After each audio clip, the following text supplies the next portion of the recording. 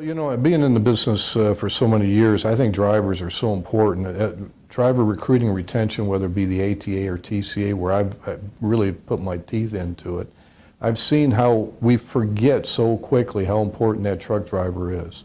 We've got all the technology and we can track and trace and do things, but the eye-to-eye contact with drivers, whether they're owner-operators or company, the attitude that you have, the open door policy, the basic fundamentals of treating a person like you like to be treated is so important that if your company doesn't do that, if you've got drivers looking down on the ground and you're not saying what's the problem or can I help you out, those things are going to be the game changer, I think, in whether you stay in business or not in trucking.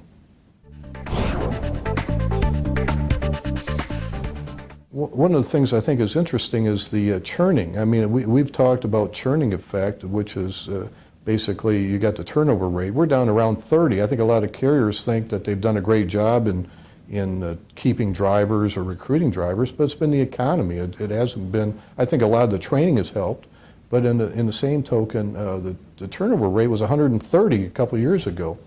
If in fact we go back to this driver shortage and we have all this perfect storm going on there, I can see a 200 to 300 turnover rate because people just keep going around trying to say, okay, here's my scorecard and I'll go here for a few more dollars. There's going to be some openings. There's going to be a lot of turnover action coming up, especially as the shortage actually gets really deep. So 130 is going to look pretty good in my opinion down the road because it's going to go a lot higher than that. If carriers have thrown out the book on let's recruit, let's retain, how do we do things, laid off their recruiters, made their safety person a recruiter and maybe merged some other jobs together. If you're one of those companies and if you don't know how old your drivers are, you're in the middle of a perfect storm in the driver shortage. And what I'm starting to see is some of the carriers that were adamant about not training, not taking trainers or trainee people, you know, new hires, new entry levels, they're saying now they're taking them. Even the big carriers now are starting to hear that. So in saying that, they know that there's going to be some shortages out there. And CSA 2010 is going to make, you know, the better driver is going to be able to make more money, which I think is long overdue. Short-term fixes would probably go back to your best practices that everybody seemed to forget a couple, 3 years ago on how do you retain a driver. I think probably upper management, it starts with the upper management, we all know that, but it gets it right down to the frontline supervisor, the dispatcher, or the mechanic.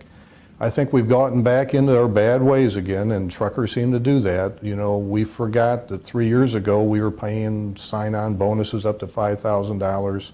We were really taking a look at how do you retain drivers, how do you keep them.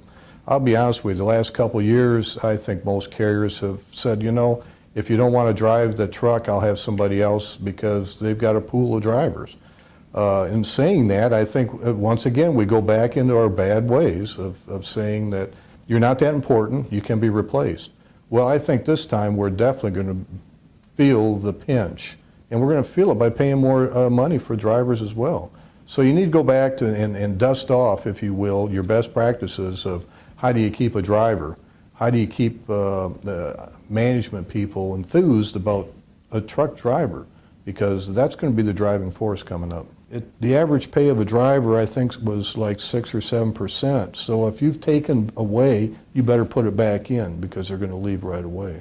And those are little things that these companies have got to start looking at. Otherwise, they're not going to have a driver. You're not going to have a company.